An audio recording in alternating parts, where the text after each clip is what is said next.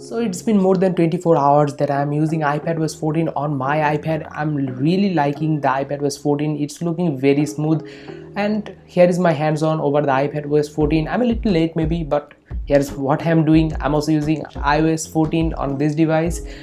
I'm enjoying it a lot. So let's talk about the features. So right now it's still kind of a buggy, but I haven't found so much issues with all of these things. It's running well on my device. Okay, now let's talk about the features. So the feature number one is the widgets. As you can see, here are the widgets like it's a smart stack widgets, but the problem is you just can't take these widgets in the home screen as you can do on the iPhones. Here let me show you. If I click over here, I just can't drag and drop these widgets any place on my home screen. I just need to keep it at this place, and if I want I can add some widgets, but there is no such meaning of not having widgets on our home screen. So that's what it is. It's still kind of a buggy. As you can see, it's disappeared. Like sometime it goes away and comes back, so it's a little buggy still yet. And the next feature is macOS like search engine. As you can see, not search, like macOS like search bar, anything you can say. So macOS like search is very cool. If I search for iOS, it will just bring everything possible about the iOS on my notes, on the Safari, on the news. So it's very cool and interesting. As you can see, swipe, and the macOS like search engine is very helpful.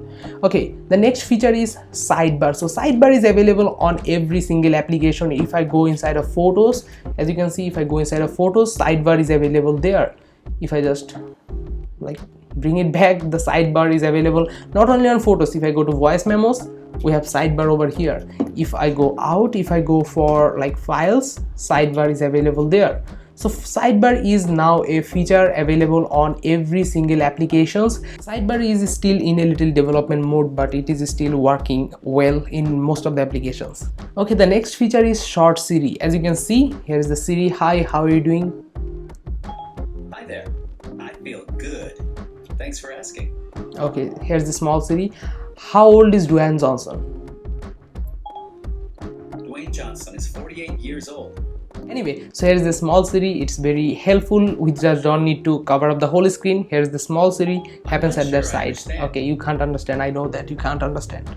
Okay, the next feature is inside of Safari. As you can see, I'm going inside of Safari, and inside of Safari here you can see that we have let me show you. If I go to any website like Android Authority maybe, and here you can see little AA dot, and here you have the tracking report. As you can see, the tracking reports, as you can see the tracking reports, and it will block most of the trackers. So nice thing, tracking report, good thing. Anyway, so that was the feature inside of Safari. And yes, Safari also have auto translate. So if you are in another language, like your mother language is English and you are in a Spanish website, so it will translate it for you automatically in the Safari application.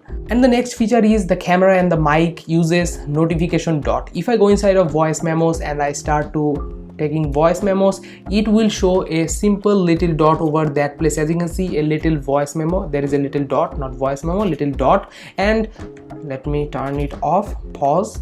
If I go inside of camera, it will show me a little dot at this place that I'm using the camera. As you can see, I'm using the camera. So it's very helpful. That will help me to know which application is using my camera or using my microphone maybe. And the next feature is short call notifications. My all phones are occupied right now. One's over here occupied, one's over there giving the light. So all my phones are occupied. I've shown that thing on my iOS 14. So if you want to see, then you should definitely watch my iOS video. There I have shown you the short call notification thing, and that is very, very helpful. I think I have the screenshot maybe. Maybe I have the screenshot. Yeah, so here is the small call, as you can see, that works on the iPhone, and that is the same thing that also works on the iPad. So it's very helpful, the short call.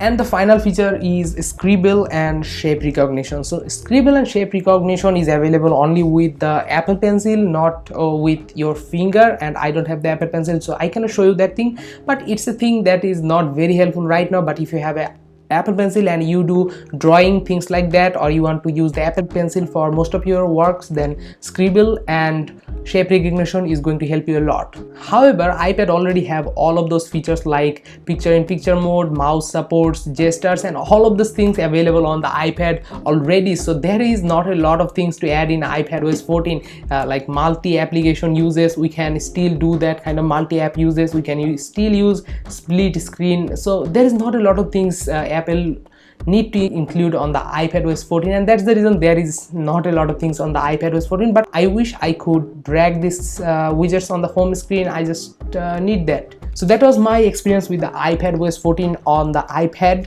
and my hands-on the iPadOS 14. I hope you enjoyed this one. I'll be back with another one.